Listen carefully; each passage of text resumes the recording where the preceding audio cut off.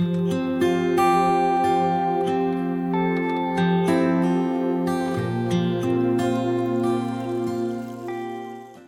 우리 말씀 보겠습니다. 오늘 은혜 받으실 기록된 하나님의 말씀은 창세기 47장 25절과 26절입니다. 구약성서 76페이지에 있습니다. 창세기 47장 25절, 26절, 이 두 절 함께 보겠습니다. 그들이 이르되 주께서 우리를 살리셨사오니 우리가 주께 은혜를 입고 바로의 종이 되겠나이다. You have saved our life, they said. May we find favor in the eyes of our Lord. Will we in bondage to Pharaoh? 요셉이 애굽 토지법을 세우매 그 5분의 1이 바로에게 상납되나 제사장의 토지는 바로의 소유가 되지 아니하여 오늘날까지 이르니라. So Joseph established it as a law concerning land in Egypt, still in force today, that a 50 of the produce belonged to Pharaoh. It was only the land of the Paris that did not become Pharaoh's. 하나님 말씀입니다. 네. 네, 우리 창세기 47장 25절, 26절 우리 함께 봤습니다. 우리 그 내용 가지고 거류하는 삶이 가지는 선한 영향력, 거류하는 삶이 가지는 선한 영향력이라는 제목으로 우리 함께 나누겠습니다. 야곱과 온 가족이 이제 애굽으로 전부 다 모였습니다. 그리고 요셉이 신신당부한 대로 바로왕 앞에 서면 우리는 목자다, 우리는 양을 치는 사람이다 계속 강조하라 그랬죠. 그래서 결국 그대로 해서 고센 땅에 머물 수 있게 됩니다.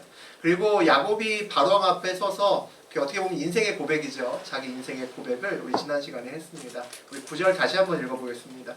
야곱이 바로에게 아뢰되 내 나그네 길의 세월이 130년이니이다. 내 나이가 얼마 못 되니 우리 조상의 나그네 길의 영조에 미치지 못하나 험악한 세월을 보내었나이다 하고, 야곱이 그의 인생의 거의 마지막 쯤에 다 돼서 그의 조상들도 나그네 길을 살았고 그리고 나도 나그네 길을 삽니다 라고 그렇게 고백합니다.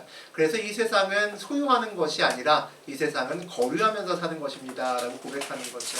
그와 동시에 그동안 130년이 먹은 이 나이에, 늙은 나이에 보니까 내가 그동안 사실 그렇게 살지 못했습니다 라는 것을 고백하기도 합니다. 그래서 내 인생이 돌아보니 참 험악했습니다 라고 고백하는 거죠. 그런데 우리가 이 야곱의 아들인 요셉을 보면 그는 요셉의 나이는 어릴 때부터 거류하는 삶을 살았다라는 것을 알 수가 있습니다. 나이가 130세나 먹어서 자기 인생길을 돌아보면서도 내가 여태까지도 나그네처럼 못 살았구나 하는 사람이 있는 반면에 나이 30살에 애굽의 총리가 된 요셉은 그때부터도 이미 거류하는 인생길을 살고 있었다는 거죠. 우리 이 자리에는 굉장히 다양한 사람들, 나이의 사람들이 있습니다. 우리 나이에 상관없이 젊으면 젊은 때, 나이 먹은 때 이때를 중심으로 해서 내가 이제는 예수님을 믿고 거류한 삶을 살아야겠다라고 결단하셨으면 좋겠습니다. 요셉도 그렇게 살았고 야곱도 그의 나이에 결단하면서 그렇게 살게 되었기 때문입니다. 야곱과 가족들이 애굽으로 올 때 그들에게 너희들은 고센 땅에 반드시 살아야 된다 그렇게 강권했던 사람도 역시 요셉이었습니다. 애굽의 부의 중심지가 아니라 신앙의 믿음의 중심지에서 살아야 된다 라고 우리 요셉은 생각했기 때문이죠. 기름진 땅이 아니라 고센에서 약속의 땅을 바라보면서 그렇게 살아야 된다고 생각했기 때문입니다. 요셉은 기름진 땅에서 최고의 자리, 총리의 자리에 있으면서도 그 기름진 땅에 젖지 않았음을 우리가 알 수 있습니다. 기름진 땅에 소망을 두고 살지 않았다는 거죠. 창세기 45장에 보면 요셉은 자기를 애굽의 노예의 판형들과 화해하면서 이런 말을 했던 것을 우리가 기억합니다. 우리 5절 다시 한번 읽어보겠습니다. 당신들이 나를 이곳에 팔았다고 해서 근심하지 마소서, 한탄하지 마소서. 하나님이 생명을 구원하시려고 나를 당신들보다 먼저 보내셨나이다. 정말 이런 말하기 쉽지 않을 겁니다. 나를 노예로 팔아먹은 그 형들 앞에서 그렇게 얘기를 하는 거죠. 자기가 그 힘들고 많은 고생을 했던 것이 그것도 역시 하나님이 계획 안에 있었다라고 이야기를 합니다.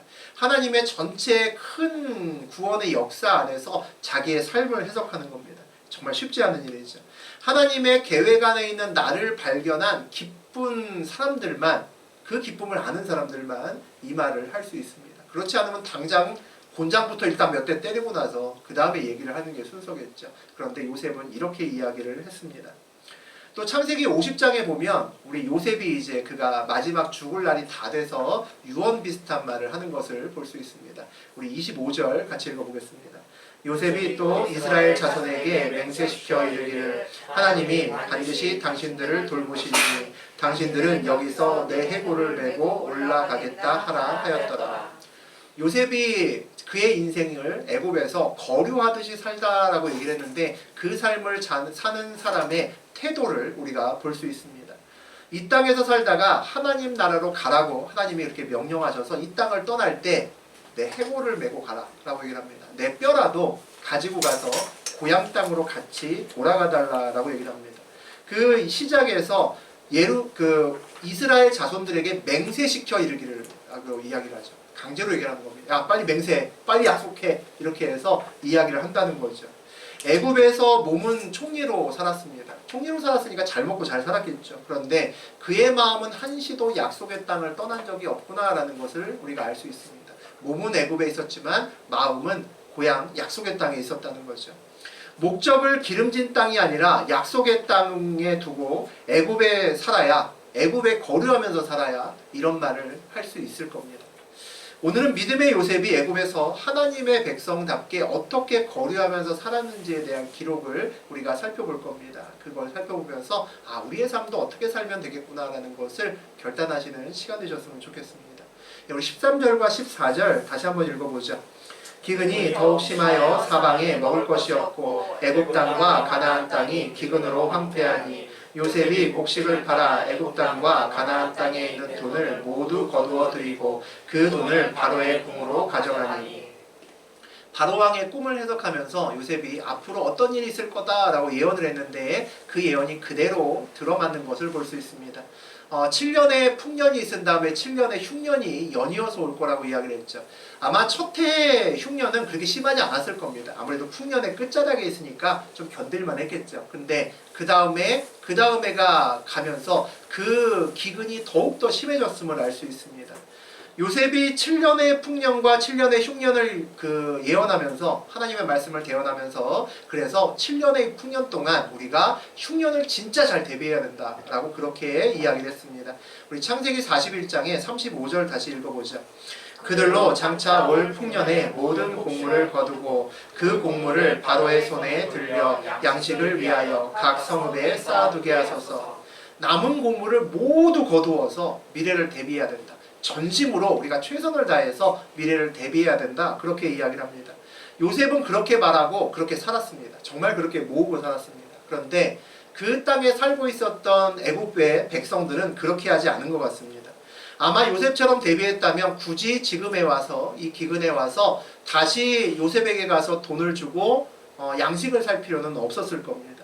바로에게는 요셉에게는 아직 양식이 많이 있는데 그런데 백성들에게는 양식이 별로 없는 것 같습니다. 애굽 사람들도 7년의 풍년 다음에 7년의 흉년이 올 거라는 걸 다 알았습니다. 왜냐하면 총리가 된 애굽이 요셉이 신신당부하면서 그들에게 계속 이야기했기 때문이죠. 그런데도 7년 잘 벌 때 나머지 흉년의 7년을 준비했어야 됐는데 그렇지 못했구나라는 것을 알 수 있습니다. 우리가 7년을 진짜 돈을 잘 벌면 돈을 잘 버는 가운데서 그런 생각이 들죠. 에이 설마 흉년이 오겠어? 라는 생각이 듭니다. 요즘에 경기를 봐서는 절대 어려운 시간 올 것 같지 않은 거죠. 그리고 막상 흉년이 왔다고 해도 좀 지나가면 알겠지. 설마 7년이나 가겠어?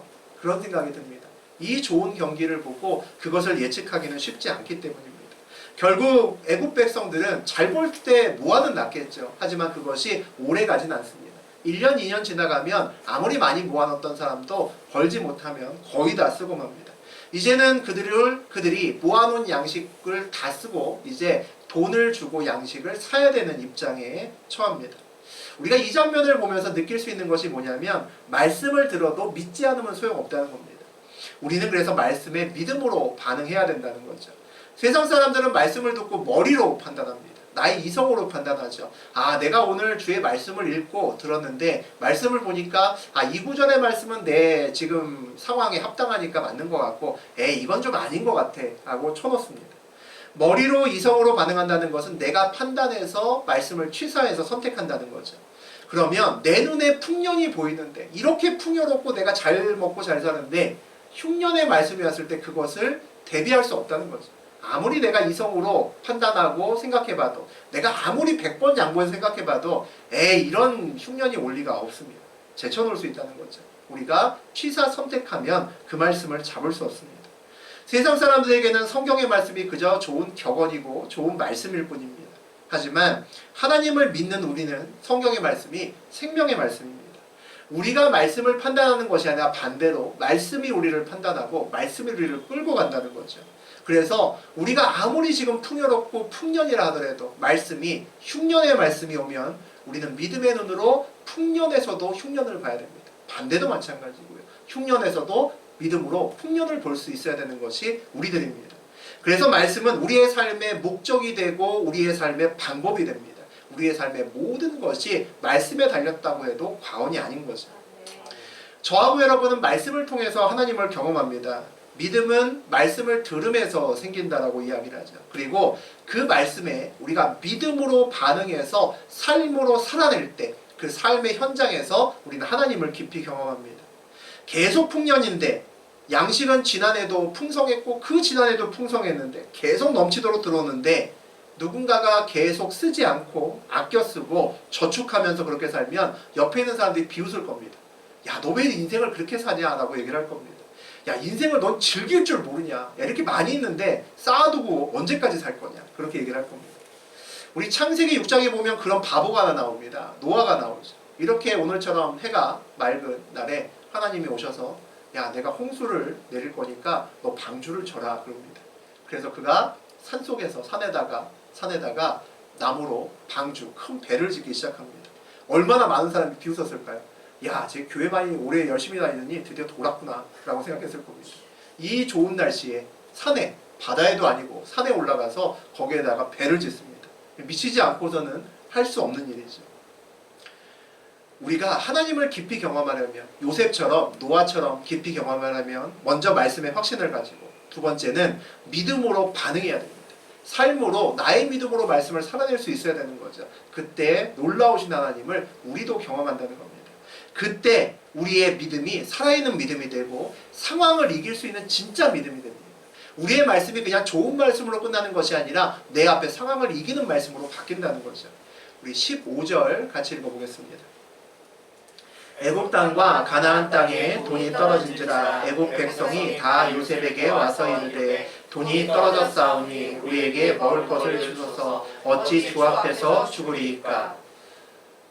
계속 기근이 있으니까 처음에는 모아놨던 돈 가지고 양식을 아껴서 사 먹습니다. 그러다가 이제 그 돈도 다 떨어진 겁니다. 양식을 먹어야 되는데 돈이 없죠. 그러니까 가서 부탁을 합니다. 돈이 없어서 양식을 살 돈이 없는데 어떻게든 좀 양식을 좀 주면 안 되겠습니까? 우리 나중에 갖겠습니다. 막 이렇게 하면서 엎드렸겠죠. 그랬더니 대답을 합니다. 16절, 17절 봅니다. 요셉이 이르되 너희의 가축을 내라. 돈이 떨어졌은즉 내가 너희의 가축과 바꾸어 주리라. 그들이 그들의 가축을 요셉에게 끌어오는지라. 요셉이 그 말과 양떼와 소떼와 나귀를 받고 그들에게 먹을 것을 주되 곧 그 모든 가축과 바꾸어서 그의 동안에 먹을 것을 그들에게 주니라. 요셉이 그냥은 안 되고 곡식을 받으려면 가축을 가지고 오라고 합니다. 가축을 가지고 오면 그것에 합당한 곡식을 내어주겠다라고 이야기를 합니다. 대체 수단을 강구해 준 거죠. 그래서 그날부터 백성들이 이제 소도 가지고 오고 양도 가지고 오고 나귀도 데리고 와서 그것과 곡식을 바꿔 먹기 시작합니다. 이것은 미래를 보는 요셉의 굉장히 현명한 판단이라고 볼 수 있습니다. 우리가 백성인데 우리가 돈이 없습니다. 양식은 사 먹어야 되는데 쌀이 없습니다. 그러면 뭐 먹겠습니까? 집에 있는 가축을 먹어야겠죠. 집에 있는 소도 잡고 양도 잡고 닭도 잡고 그렇게 먹고 살아야 될 겁니다. 농사에 쓰이는 필수품인 소라 할지라도 먹고 살기 위해서 그거 없으면 먹기 죽기 때문에 소를 잡아서 먹을 수밖에 없습니다. 그래서 미래에 필요한 가축을 양식으로 바꾸어 줘서 양식을 주고 가축을 보존하는 것은 굉장히 공동체적인 입장에서 봤을 때는 아주 현명한 판단입니다. 하지만 개인적인 부에 욕심 있는 사람은 절대 그러면 안 되는 거죠. 가축을 사면 어떡합니까? 그 가축이 그냥 공짜로 먹고 삽니까? 아니잖아요.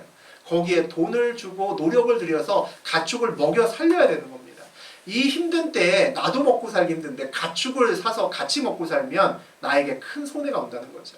내가 변하지 않는, 그래서 우리가 불경기 때는 뭐 하려고 합니까? 현금이 최고야 라고 생각하죠. 금덩이가 금의 한돈값이 계속해서 올라갑니다. 그래서 당장 바꿀 수 있는 현찰은 내가 갖고 있으면 유리하지만 내가 무언가 계속 돈을 들여야 되는 것들은 가지고 오면 안 되죠. 오히려 손해입니다. 그럼에도 불구하고 오늘 이 불경기 때, 이 힘든 때에 요셉은 어떻게 합니까? 그가 양식을 주고 오히려 돈을 들여야 되는 가축을 다시 사서 모으는 것을 볼 수 있습니다. 그가 공동체의 미래를 함께 보면서 준비하고 있다는 거죠. 세상을 소유하는 것이 아니라 거류하는 사람만이 이런 결정을 내릴 수 있습니다. 세상을 소유하려고 하는 사람은 절대 손해보는 짓을 하지 않기 때문이죠. 여기서 우리가 또 하나 봐야 될 것은 요셉의 신실함입니다. 요셉은 국가의 양식을 사고 파는 이런 현장에 늘 발걸음을 게을리하지 않고 그곳에 나가 있습니다. 요셉은 말단 공무원이 아니라 최고의 공무원이죠. 지금으로 치면 우리 총리, 아니 요즘으로 치면 거의 대통령일 겁니다. 왜냐하면 왕 밑에서 자기 마음대로 모든 일을 할 수 있었던 사람이었기 때문이죠. 보고만 받아도 되죠. 뭐 대통령이 뭐 굳이 뭐 마트에 나와서 그 서민의 살림살이를 볼 필요까지는 없지 않습니까? 그런데 그 높은 사람이 현장에 늘 들락달락합니다. 우리가 하나님의 사람이라면 요셉처럼 부지런하게 늘 현장을 다니는 그런 사람이 되어야 됩니다. 현장을 다니는 사람의 마음은 어떨까요? 교만할까요? 겸손할까요? 겸손하겠죠. 겸손한 사람만이 마트나 장터를 들락달락 할 수 있습니다. 마음이 겸손하면 귀가 열립니다. 귀가 열려서 낮은 자리에 설 수 있는 사람은 더 많은 다양한 소리를 들을 수 있습니다. 남의 눈과 귀를 통해 들어오는 여러 가지 이야기는 항상 바이어스가 있습니다. 한쪽으로 부침이 있죠. 그래서 지도자는 늘 현장에서 일정 시간을 보내야 됩니다. 좋은 판단하기 위해서 뭐가 필요할까요? 먼저 바르게 보는 것이 필요하죠. 그래서 현장에 보는 것을 게을리하면 안 됩니다. 내가 상황을 바로 볼 수 있는 눈이 있어야 다른 사람의 말에 휘둘리지 않고 올바른 판단을 할 수 있기 때문입니다. 높은 자리에 올라가고자 원하는 사람은 오늘 이 말을 절대 잊으면 안 됩니다. 그래야 여러분이 요셉처럼 현명한 판단을 할 수 있습니다. 많은 직원들의 말을 두루두루 잘 듣는 것도 정말 중요하지만 내 방 안에만, 사장방에만, 이사방에만, 상무방에만 앉아있으면 결코 모든 것들을 다 보지 못합니다. 정확한 상황을 알 수 없다는 거죠. 현장을 늘 놓치지 않는 저하고 여러분 되시기를 주의 이름으로 축복합니다. 또 내 이익이 아니라 공동체의 이익을 보는 사람만이 이렇게 낮은 자리에 현장을 들락달락할 수 있습니다. 왜냐하면 우리가 공동체 이익을 통해서 정말 바르게 공동체를 이끌어야 되기 때문입니다. 요셉이 오늘 그렇다는 거죠. 우리 18절과 19절 읽어보겠습니다. 그 해가 다하고 다가고 새해가 되매 무리가 요셉에게 와서 그에게 말하되 우리가 주께 숨기지 아니하나이다. 우리의 돈이 다하였고 우리의 가축대가 주께로 돌아갔사오니 주께 낼 것이 아무것도 남지 아니하고 우리의 몸과 토지뿐이라. 우리가 어찌 우리의 토지와 함께 주의 목전에 죽으리까. 우리 몸과 우리 토지를 먹을 것을 주고 사소서. 우리가 토지와 함께 바로의 종이 되리니 우리에게 종자를 주시면 우리가 살고 죽지 아니하며 토지도 황폐하게 되지 아니하리이다.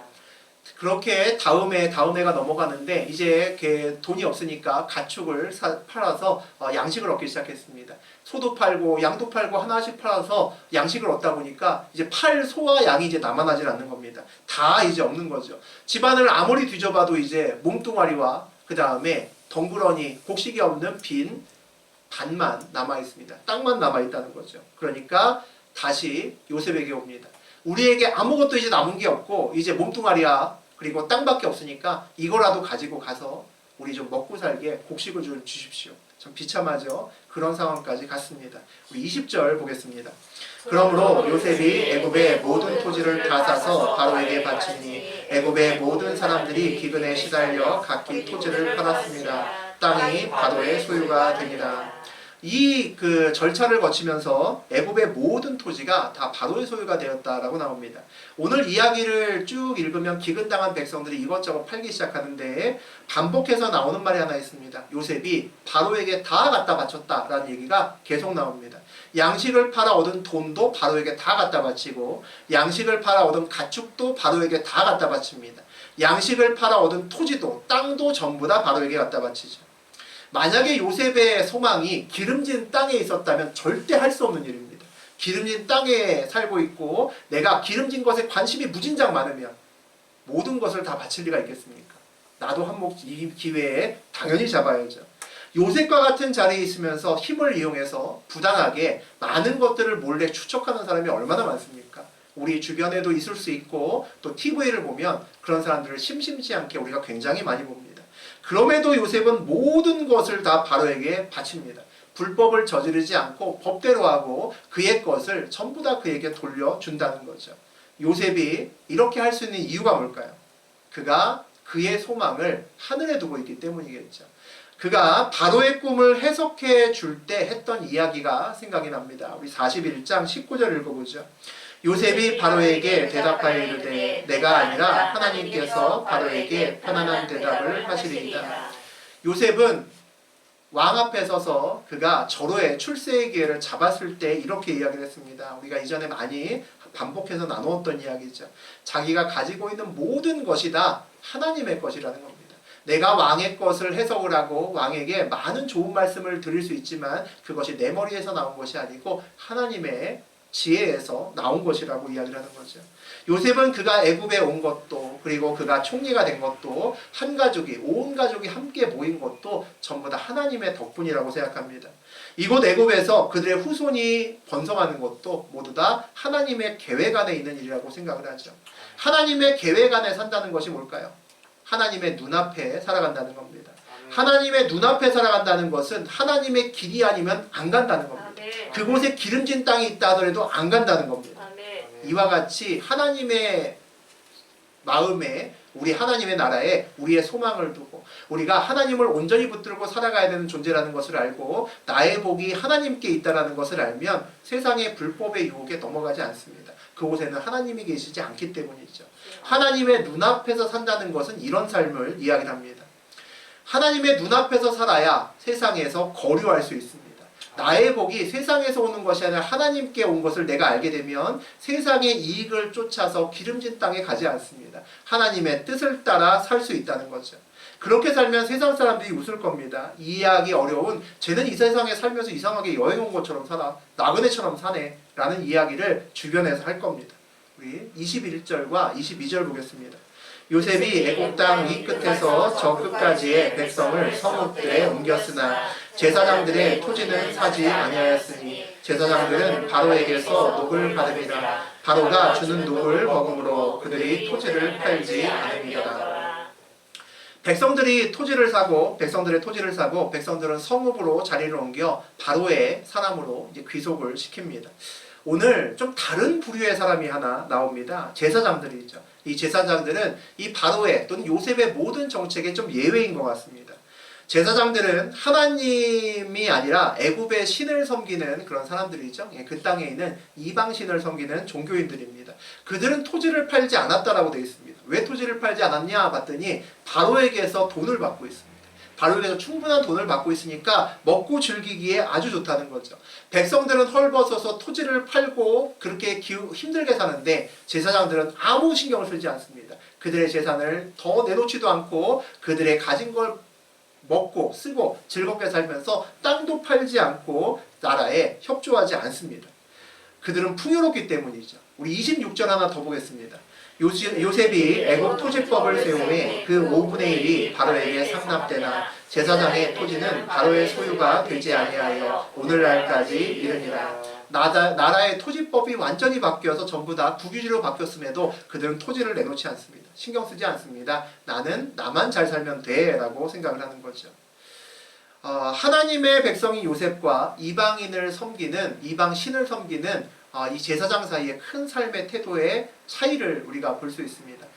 둘 다 전부 다 신을 섬기는 사람들입니다. 요셉은 하나님을 섬기고 그리고 애굽에 있는 제사장들은 애굽의 신을 섬기는 사람들이죠. 그런데 요셉은 세상을 거류하면서 살고 하나님을 믿고 그 믿음으로 살아가지만 이방의 신들을 섬기는 이들은 세상을 즐기고 누리고 소유하고 사는 것을 우리가 볼 수 있습니다. 우리가 하나님을 정말 믿는다면 저 종교인들처럼 살면 안 되겠구나라고 결단하셔야 됩니다. 우리가 요셉처럼 살아야지 저들처럼 이방신을 섬기는처럼 살면 안 된다는 거죠. 교회와 또 우리 성도들은 모두 다 지역사회와 국가와 함께 가야 된다고 저는 생각합니다. 나라가 어려우면 지역사회가 어려우면 교회들과 그리고 성도들이 나서서 도울 수 있는 마음의 준비를 해야 됩니다. 그래서 우리 교회가 작아도 올해부터 지금 2년차 됐는데 올해부터라도 우리가 지역사회와 함께 가기 위해서 우리가 구제연금도 드리려고 애를 쓰고 있습니다. 작은 교회가 많이 드리지는 못하지만 이렇게 일찍부터 결단한 이유가 여기 있습니다. 작을 때부터 우리가 적극적으로 우리 지역사회와 함께 걸어야 우리 교회가 컸을 때도 동일하게 걸을 수 있기 때문이죠. 우리 교회도 요셉처럼 살아가야 되는 그런 교회이기 때문입니다. 우리 23절에서 25절 읽어보겠습니다. 요셉이 백성에게 이르되 오늘 내가 바로를 위하여 너희 몸과 너희 토지를 샀노라. 여기 종자가 있으니 너희는 그 땅에 뿌리라. 추수의 5분의 1을 바로에게 상납하고 5분의 4는 너희가 가져서 토지의 종자로도 삼고 너희의 양식으로도 삼고 너희 가족과 어린아이의 양식으로도 삼으라. 그들이 이르되 주께서 우리를 살리셨사오니 우리가 주께 은혜를 입고 바로의 종이 되겠나이다. 요셉이 드디어 백성들에게 종자를 줍니다. 이 종자를 준다는 건 씨앗을 준다는 얘기죠. 그 얘기는 무슨 얘기냐면 이제 끝났다는 겁니다. 이 힘든 날이 끝났다는 겁니다. 요셉은 7년의 풍년이 있고 7년의 흉년이 있다는 걸 알죠. 그 다음에 다시 정상적으로 돌아갈 겁니다. 그러니까 종자를 주었다는 얘기는 이제 다시 씨를 뿌리고 거두라는 겁니다. 그러니까 이때가 흉년의 가장 마지막 해라는 거죠. 요셉은 하나님의 말씀을 믿음으로 붙들고 그것대로 사는 사람입니다. 그는 흉년이 올해까지만 끝나고 내년에는 괜찮을 것을 알고 있습니다. 그래서 온 백성에게 다시 종자를 나누어 주기 시작한다는 거죠. 그리고 요셉은 백성들에게 20% 5분의 1의 세금을 내고 나머지는 백성들에게 소득으로 돌려줍니다. 그랬더니 그들이 이르되 주께서 우리를 살리셨사오니 우리가 주의 은혜를 입고 바로의 종이 되겠나이다 라고 얘기를 합니다. 백성들이 정말 마음을 담은 감사를 요셉에게 하는 것을 볼 수 있습니다. 요셉이 그들의 생명을 살렸다라고 그렇게 칭송을 합니다. 요셉의 은혜 때문에 바로의 종이 되었다라고 얘기를 하죠. 이 얘기를 들으면 우리 마음속에는 조금 이상한 생각이 듭니다. 아니 종이 되었는데 무슨 감사를 해? 이런 생각이 드는 거죠. 그런 생각이 들면서 다시 성경을 바라보니까 우리의 관점으로 보면 요셉이 굉장히 큰 힘을 가지고 완전히 약한 사람들을 그 단물을 다 쏙쏙 빼먹는 그런 느낌이 듭니다. 배고픈 백성들을 양식을 미끼로 처음에 돈을 뺐더니 그 다음에 가축을 뺐네. 그 다음에 땅을 뺐는구나. 그 다음에 그들을 노예로 절대 저렇게 살면 안 되겠다 라고 생각할 수도 있죠. 우리가 시대가 다르니 그 당시에서 생각을 다시 한번 해야 될 겁니다. 우리가 보통 종이라고 하면 우리 머릿속에 고정관념에는 뭐가 보이냐면 우리 헐리우드 영화에서 많이 봤잖아요. 옛날에 미국의 서부 시대 때 아프리카에서 아무 잘못 없는 흑인들을 마구마구 데리고 와서 내 농장에서 때리며 밥만 겨우 주고 억지로 일을 시키죠. 그래서 그렇게 피 터지면서 일하고 불쌍하게 일하는 그 노예를 우리가 생각을 합니다. 그런데 고대의 노예는 그렇지 않습니다. 굉장히 오래전 이야기죠. 수천 년 훨씬 더 전의 이야기입니다. 아주 똑같지 않지만 비유를 좀 들면 우리가 장사를 하다가 사업을 하다가 경기가 너무 어려워서 망합니다. 다 접죠. 그러고 나면 어떡합니까? 어떻게 먹고 살지? 내가 사업이 좀 쉽지 않으니까 직장을 잡아야겠다 라고 충분히 생각할 수 있습니다. 그래서 여러 직장을 알아보고 거기에 들어갑니다. 그러면 내가 직장에 들어가면 내가 경기와 상관없이 그 직장에서 내가 월급을 받으면서 살 수 있기 때문이죠. 100% 똑같지는 않지만 비슷한 상황이라고 보시면 됩니다. 그래서 고대에는 종으로 들어간다는 것이 내가 먹고 살기 너무 힘들 때 생명을 연장할 수 있는 하나의 방편으로서 종이 되는 길을 선택했다라고 보면 됩니다. 더구나 그 종이 개인의 어떤 사람에게 가는 것이 아니라 나라의 바로의 종이 됐다는 것은 일종의 공무원이 됐다라고 생각할 수도 있습니다. 똑같지는 않지만 비슷한 느낌으로 보셔도 될 것 같습니다. 그리고 또 종에 대해서 누구보다 잘 아는 사람이 우리 요셉 아니겠습니까? 요셉이 애굽으로 왔을 때 어떤 모습으로 왔습니까? 종의 신분으로 왔잖아요. 노예로 팔려서 보디발 집에서 고생을 했었습니다. 그가 종이란 신분이 어떤 신분인지 누구보다 잘 알죠. 그래서 그가 오늘 이야기를 합니다. 20%만 세금 내고 80% 내내 다 쓰라고 얘기를 하죠. 20%의 세금은 지금으로도 굉장히 적은 세율입니다. 직장 다니시면 알겠지만 적지 않은 세율로 세금을 내고 그 다음에 우리가 먹고 사는 모든 것들 우리는 잘 모르지만 모두 다 세금이 다 붙어 있습니다. 우리가 사는 거에는 다 합하면 20%보다 훌쩍 넘는 세금을 낼 거고 여러분의 연봉이 훨씬 더 많다면 그 연봉에 훨씬 더 많은 퍼센티지를 우리는 세금으로 내고 살아갑니다. 이 당시에 고대의 종들에게는 50% 정도의 세금을 뗐습니다. 왜냐하면 아무것도 없기 때문이죠. 땅도 없고 아무것도 없는데 노동력만 있기 때문입니다. 그런데 오늘 우리 요셉은 20%의 세금만 얻고 너희들에게 80%를 준다라고 이야기를 합니다. 땅도 없고 가축도 없고 아무것도 없는데 그렇게 배려를 해준다는 거죠. 그렇게 준다는 것은 그들이 노력만 하면 그들의 미래를 풍족하게 그들이 설계할 수 있을 만큼을 주는 겁니다. 그래서 오늘 백성들이 요셉에게 감사 인사를 드린다라고 보시면 됩니다. 어디나 어떤 공동체나 자기의 권한이 있고 책임이 있고 의무가 있습니다. 그것을 합당하게 지켜내지 않고 그것보다 더 의무는 조금만 하고 내가 책임은 조금만 다하고 그리고 더 많은 것을 가지려고 하면 항상 문제가 터지죠. 요셉은 백성들에게 거두어들인 모든 것을 바로에게 바칩니다. 다시 말하면 철저하게 아랫사람으로서 본분을 다합니다. 또 큰 경제적인 위기를 맞은 백성들을 구원합니다. 토지는 국유화하고 백성들을 받아들이고 5분의 1만 세금을 걷게 하고 80% 5분의 4는 개인적으로 쓸 수 있도록 도와줍니다. 개인적인 소득을 추구하며 그들의 미래를 설계할 수 있도록 돕죠. 철저하게 윗사람으로서 아랫사람들에 대한 본분도 다하는 것을 볼 수 있습니다. 내가 큰 것을 원하고 내가 세상의 것을 원하면 이렇게 살 수 없겠죠. 온전히 그들의 것을 가져갈 수 있도록 최선을 다합니다. 이것이 이후에 애굽이 세상에서 굉장히 오랜 기간 동안 최고의 국가로 군림을 하는데 굉장히 중요한 밑바탕이 되었다고 생각합니다. 요셉이 이렇게 살 수 있는 이유는 애굽에서 거류하면서 살았기 때문입니다. 애굽에 소유하면서 사는 것이 아니라 애굽의 나그네 길을 걸었기 때문입니다. 자기의 복이 기름진 땅에 있지 않고 하나님으로부터 온다라는 것을 그가 누구보다 잘 알았기 때문이죠. 그래서 그는 위로도 아래로도 하나님께 받은 복을 나누는 인생길을 삽니다. 우리도 하나님이 마음만 먹으면 노예이고 죄수였던 요셉도 가장 높은 자리에 올리실 수 있는 분이라는 걸 다 압니다. 세상을 만드셨던 분인데 마음 먹으시면 무엇을 못하겠습니까? 근데 제가 이런 말을 해도 별로 눈이 동그래지지 않는다는 거죠. 별로 위로가 되지 않습니다. 에이, 그런 마음을 언제 먹으시겠어 하는 생각이 우리 마음에 듭니다. 사실 그렇죠. 알긴 아는데 하나님이 나에게 그런 마음을 먹으실까? 또 먹으시다면 언제 먹으실까? 거의 로또 복권과 같은데 그런 생각이 들죠. 그 낮은 확률을 붙들고 내가 믿음으로 살아야 되나? 이런 생각이 듭니다. 하나님께 복을 받는 방법은 확률 게임이 아닙니다. 절대로 확률 게임이 아닙니다.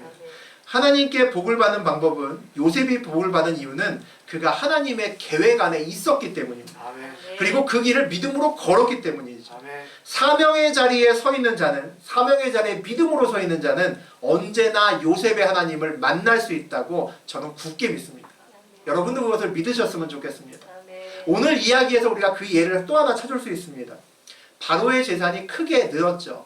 늘었다기보다 어찌 보면 양식을 주고 다른 걸로 바꿨다고도 볼 수 있습니다. 어쨌든 간에 늘었습니다. 처음에는 돈이 마구 들어왔고 그 다음에는 가축이 많이 들어왔고 그 다음에 땅이 많이 들어왔습니다. 다른 것들은 그렇다 치고 우리 가축만 생각해 봅시다. 엄청나게 백성들의 가축이 소나 양이나 낙이나 엄청난 가축이 들어왔을 겁니다. 그 가축들 다 어떻게 했을까요? 바로가 매일같이 고기 뷔페를 벌였을까요? 어떻게 했을까요? 우리 지난 시간에 6절 보겠습니다. 애굽 땅이 내 앞에 있으니 땅의 좋은 곳에 내 아버지와 내 형들이 거주하게 하되 그들이 고센 땅에 거주하고 그들 중에 능력 있는 자가 있거든 그들로 내 가축을 관리하게 하라. 지난 시간에 바로가 요셉의 형들에게 자기의 가축을 너네들이 그렇게 목축을 잘한다고 하니 내 가축 니네가 좀 잘 보살펴봐 이렇게 줬습니다. 청와대 공무원으로 특채했다고 제가 말씀을 드렸죠. 그러면 수많은 가축들이 바로의 소유가 됐습니다. 그 소와 양과 낙이 다 어디로 갔겠습니까? 고센 땅으로 갔겠죠. 그곳에 수많은 부가 함께 갔다는 겁니다. 야곱의 가족들은 기름진 땅으로 안 갔습니다. 기름진 땅으로 가지 않고 남들이 안 가려고 하는 고센 땅에 믿음으로 가겠다라고 그렇게 이야기를 했습니다. 세상의 부가 아니라 사명의 자리로 가서 우리는 약속의 땅 바라보고 살겠습니다라고 고백한 겁니다. 세상은 아무도 이해할 수 없는 고센 땅으로 갔습니다. 근데 어떻게 됐습니까? 기름진 땅에 살고 있는 사람들은 땅 잃고 뭐 잃고 다 잃고 그들의 것을 갖다 바치는 신세가 됐습니다. 그런데 믿음의 땅 고센 땅을 자기의 토로 잡고 있었던 그곳은 어떻게 됐습니까? 계속 물 밀듯이 오늘도 내일도 나귀도 오고 양도 오고 부가 밀려들시 옵니다. 엄청나게 많은 부가 계속해서 왔다는 거죠. 고센 땅은 훨씬 더 풍성하게 되었습니다. 이것이 하나님의 나라의 백성들이 사는 방법입니다. 이것이 복을 받는 방법이라는 거죠. 이제 부의 중심이 아마 고센으로 바뀌었을지도 모릅니다. 옛날에는 목축업이라고 하면 아우 저거 안 해 라고 천시했던 사람들이 아마 그의 후대들은 야, 너 앞으로 뭐 하고 살래? 저는 약 물고 살 겁니다. 이렇게 바뀔 수 있었다는 거죠. 우리가 옛날에 우리 아버지 세대 때는 연예인 되겠습니다. 그러면 다리 몽둥이 분질러졌습니다. 그때는 연예인들을 딴따라라고 불렀거든요. 그래서 아주 멸시했었습니다. 야, 우리 호적 파버릴 거야. 막 이런 얘기했습니다. 요즘은 돈 싸고 들고 가서 야, 연예인만 될 수 있다면, 그 자리에만 설 수 있다면, TV에만 나올 수 있다면 온 가족이 가서 돕습니다. 바뀌었다는 거죠. 내가 무엇을 따라 살 건지에 따라서 다릅니다. 여러분의 인생의 복은 여러분이 사명의 자리에 섰을 때, 고센 땅에 섰을 때 그곳에 복이 옵니다. 하나님이 주시기 때문이죠. 그래서 우리는 복이 아니라 사명의 자리를 찾고 또 그 자리를 지켜야 되는 그런 사람으로 살아가야 됩니다. 우리는 사명의 자리를 지킬 때 복이 옵니다. 그런데 그 사명의 자리를 찾기 위해서 필요한 것이 있습니다. 우리가 거류해야만 됩니다. 거류해야만 나그네의 눈에만 사명의 자리가 보입니다. 세상의 소유가 좋고 기름진 땅이 좋으면 아무리 눈을 들고 쳐다봐도 사명의 자리가 보이지 않습니다. 돈의 자리만 보일 뿐이죠. 내가 거류하면서 살고 나그네의 눈을 가지고 있어야 고센 땅이 눈에 보입니다.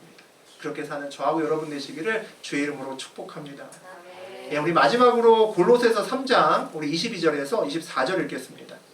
종들아 모든 일에 육신의 상전들에게 순종하되 사람을 기쁘게 하는 자와 같이 눈가림만 하지 말고 오직 주를 두려워하여 성실한 마음으로 하라. 무슨 일을 하든지 마음을 다하여 주께 하듯 하고 사람에게 하듯 하지 말라. 이는 기업의 상을 주께 받은 줄을 아나니 너희는 주 그리스도를 섬기느니라. 오늘 말씀에서 뭐라고 얘기를 하냐면 사람을 기쁘게 하는 것은 눈가림하는 거라고 얘기를 합니다. 그냥 겉모습만 좋게 잠깐 굽신거린다는 거죠. 재물 때문에 그냥 잠깐 잘 보이는 겁니다. 그런데 하나님께서는 오직 주를 두려워하는 마음으로 성실하게 하라고 얘기를 합니다. 오늘 요셉의 삶이 이런 삶이 아닌가 싶습니다. 그는 백성들에게도 최선을 다하고 바로 왕에게도 최선을 다합니다. 신실하게 살아갑니다. 그는 백성들과 왕의 눈이 아니라 하나님의 눈앞에서 살아가는 사람이기 때문입니다. 그리스도인이 이렇게 살 수 있는 이유에 대해서 다시 한번 얘기합니다. 24절에 이렇게 나오잖아요. 이는 기업의 상을 주께 받은 줄 아나니 너희는 주 그리스도를 섬기느니라. 내가 받은 복이 내 윗사람에게서 오지 않고 내가 거한 땅에서 오지 않고 하나님에게 온다는 것을 확신하는 사람은 이렇게 살 수 있습니다. 죽게 하듯 하고 살 수 있다는 거죠. 우리가 우리의 복의 근원이 하늘에 있다는 것을 알면 우리의 뿌리를 어디에 둬야겠습니까? 하늘에 둘 수밖에 없죠. 하나님께 둘 수밖에 없습니다. 우리의 소망을 하나님께 두고 하나님께 우리의 뿌리를 들고 있으면 이 세상을 거류하듯 살 수밖에 없는 거죠. 당연한 겁니다. 우리의 소망이 하늘에 없기 때문에 우리가 거류하지 못하는 겁니다. 우리가 하나님께 소망을 두고 그곳에 나의 뿌리를 두고 이 세상을 살아간다면 당연히 거류하고 나는 나그네 길을 살 수 있고 내 눈에 반드시 소망의 자리 그리고 내가 거류해야 되는 사명의 자리가 보이게 되어 있습니다. 이것을 알면 세상에 휘둘리지 않죠. 오늘 요셉이 그렇게 살아갔습니다. 거류하는 삶을 살면서 애굽에서 하나님의 선한 영향력을 바로에게 그리고 백성들에게 그렇게 미치며 살아갔죠. 애굽의 양식으로 온 세상의 생명을 살렸습니다. 오늘 그렇게 살렸죠. 우리는 무엇으로 선한 영향력을 미치며 살아가야 될까요? 우리는 무엇으로 생명을 살려야 될까요? 우리는 예수 그리스도라는 하늘의 양식을 갖고 사는 사람들입니다. 그 하늘의 양식을 세상에 나누어주고 그것으로 세상을 살려야 되는 사람이 저하고 여러분들입니다. 우리는 교회만 살리는 사람들이 아닙니다. 교회만 살리는 사람들이 아니라 지역사회도 살리고 세상과 함께 살며 걸어가야 되는 사람들인 거죠. 그래서 우리는 세상을 거류해야만 됩니다. 하늘에 뿌리를 둔 또 소망의 땅을 바라보는 거류하는 사람들만 선한 영향력을 온전히 미칠 수 있습니다. 그 사람들만 온전히 사명의 땅을 발견하고 서 있을 수 있기 때문이죠. 자리가 목적이 되지 않고 영향력이 목적이 되는 삶을 사셨으면 좋겠습니다. 일이 목적이 되지 않고 영향력이 여러분의 목적이 되었으면 좋겠습니다. 난 사장이 되고 싶다. 나는 과학자가 되고 싶다. 의사가 되고 싶다로 끝나는 것이 아니라 그로 인해 내가 세상에 복을 나눠주는 사람이 되고 싶다라고 연결되었으면 좋겠습니다. 돈을 많이 벌고 싶고 성공하고 싶다로 끝나는 것이 아니라 내가 그러므로 내 안에 있는 예수의 생명을 나눠줄 수 있는 그런 위치로 가고 싶다라고 결단하시는 여러분들이었으면 좋겠습니다. 네. 그래서 그리스도의 선한 영향력을 미치는 삶으로 우리가 하나님의 영광을 드러내야 되는 거죠. 약속의 땅을 바라보고 세상에 거류하면 우리의 삶의 목적이 바뀔 수밖에 없습니다. 그렇게 우리가 나그네로 살아가면 여러분과 저의 눈에 반드시 사명의 땅이 보입니다. 고센 땅이 보입니다. 그곳에 가셔서 주의 일 마음껏 하시고 그리고 또 그곳에 서셔서 하나님이 주시는 마음껏 복을 누리시면서 사는 저하고 여러분 되시기를, 요셉과 같은 그런 인생 사시기를 주의 이름으로 축복합니다. 아멘.